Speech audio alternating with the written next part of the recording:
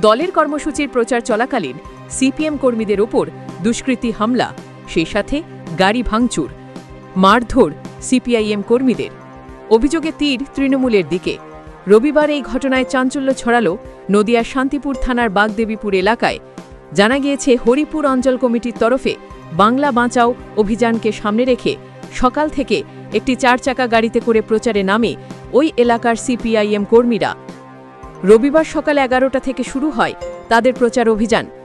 হরিপুরের বিভিন্ন অঞ্চল ঘোরার পর বিকেল নাগাদ যখন তারা মেলের মাঠ পার করে বাগদেবীপুরে পৌঁছায়, ঠিক তখনই উল্টো দিক থেকে একাধিক টোটোয় করে বেশ কিছু যুবক গাড়ির সামনে এসে দাঁড়ায়। ড্রাইভারকে গাড়ি থেকে বের করে মারধর শুরু করে এবং অকথ্য ভাষায় গালিগালাজি দিতে থাকে বলে অভিযোগ। এরপরই শুরু হয় সেই গাড়িতে থাকা সিপিআইএম কর্মীদের মারধর।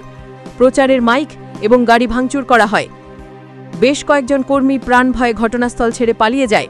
তাণ্ডব চালানোর পর ঘটনাস্থল থেকে পালিয়ে যায় দুষ্কৃতীরা। পরবর্তীকালে খবর পেয়ে ঘটনাস্থলে যায় শান্তিপুর থানার পুলিশ। ঘটনাস্থলে ছুটে যায় সিপিএমের শীর্ষ নেতৃত্বরা। শান্তিপুর থানায় একটি লিখিত অভিযোগ দায়ের করেন তারা।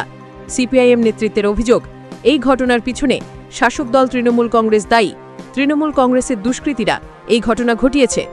তৃণমূল কংগ্রেস জানিয়েছে এই অভিযোগ সম্পূর্ণ ভিত্তিহীন। নদিয়া থেকে অর্ণব মজুমদারের রিপোর্ট, স্টিং নিউজ।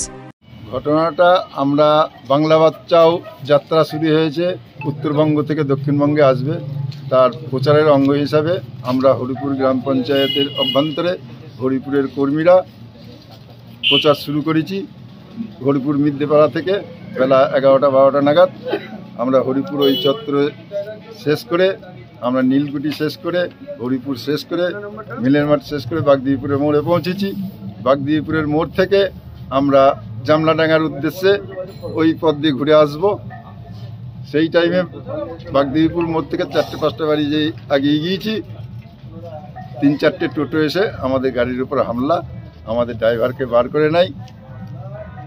হঠাৎ মানে এরা উদ্দেশ্যভাবেই হামলা চালিয়েছে? এরা উদ্দেশ্যভাবেই হামলা। কজন ছিল টোটোতে?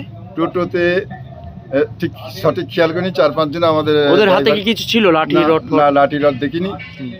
ড্রাইভারকে গাড়ি থেকে বার করে নিল, গাড়ির চাবি কেড়ে নিল, নিয়ে এসে গাড়ির গেটটা ভেঙে দিয়েছে যেদিকে ড্রাইভার বসে থাকে। তারপরে ড্রাইভারকে বার করে নিয়ে এসে ওরা মারধর করে। তখন আমি গাড়ি থেকে বার হই।